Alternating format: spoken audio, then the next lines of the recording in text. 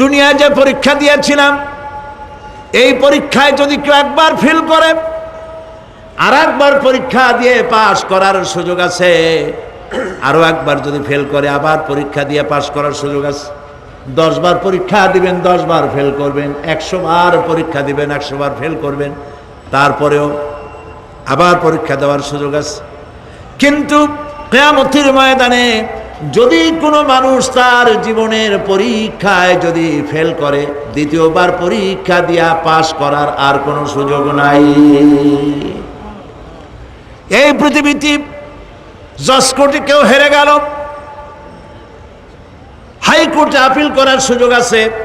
হাইকোর্টে যদি হেরে যায়, সুপ্রিম কোর্টে কেস করে জেতার সুযোগ আছে, আপিল করার সুযোগ আছে। সুপ্রিম কোর্টেও হেরে গেল, প্রেসিডেন্টের কাছে জীবন ভিক্ষা চাওয়া যাইতে পারে। কিন্তু কিয়ামতে আখিরাতে আদালতে ওই জায়গায় মানুষ যদি একবার তার জীবনের মামলায় হেরে যায়, দ্বিতীয়বার আপিল করার আর কোনো জায়গা নাই। কঠিন জায়গা, সেই জায়গা হবে এবং সেখানে সবাইকে উঠতেই হবে। সুতরাং এই যে প্রশ্ন করা হয় যে এই কিয়ামত কবে হবে, এটা বিশ্বাস করি না, হ্যান ত্যান ইত্যাদি, মরলে আবার জিন্দা করবে কে, এইসব প্রশ্নের কোনো দাম নাই। আল্লাহ পাক এই ব্যাপারে আরেকটি কথা বলছেন, ইয়াসআলুনাকা কাআন্নাকা হাফিজুন আনহা কুল ইন্নামা ইলমুহা ইনদাল্লাহ ওয়ালাকিন্না আকসারান নাসি লা ইয়ালামুন। হে নবী, এরা আপনার কাছে এই প্রশ্নটা করে এইভাবে যে কিয়ামত কবে আসবে, মনে হয় যেন আপনি এটা জানেন।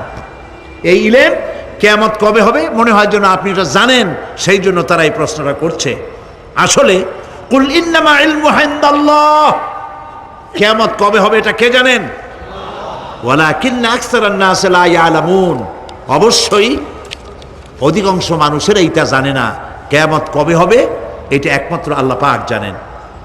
পরকালের জীবন যে হবে এতে কোনো সন্দেহ নাই, সেই ব্যাপারে আল্লাহ পাক বলছেন, আআনতুম আশাদ্দু খালকান আমিস সামাউ বানাহা। তোমরা যে পুনরুত্থান সম্পর্কে অস্বীকার করো, এবার চিন্তা করো, তোমারে বানানো কঠিন না ওই মহা আকাশটা বানানো কঠিন? কোনটা কঠিন বলেন না আপনারা, কোনটা কঠিন? আপনারা একটু তাকায় দেখেন তো, এই যে বিশাল প্যান্ডেল, এই প্যান্ডেলে খুঁটি আছে না নাই? আছে কি না? কতগুলা খুঁটি গুনতে আপনার আধা ঘন্টা খানেক সময় লাগবে, ঠিক না? এই একটা প্যান্ডেল বানাতে যদি এতগুলি খুঁটি লাগে, তাহলে বিশাল আকাশে যদি এই রকম খুঁটি লাগতো আকাশটারে ঝুলায় রাখার জন্য, তাহলে চিন্তা করেন তো, খুঁটির জ্বালায় গাড়ি গাড়ি চালানো যাইতো? আছে কোনো খুঁটি? জোরে বলেন, আছে? নাই। ওই আকাশটাকে আল্লাহ পাক বলছেন, আনতুম আশাদ্দু খালকান আমিস সামাউ বানাহা। তোমারে বানানো কঠিন না ওই বিশাল আকাশ বানানো কঠিন? কোনটা কঠিন ছিল? তো ওই আকাশটা বানানোই তো আল্লাহ পাকের কাছে সহজ হয়ে গেছে।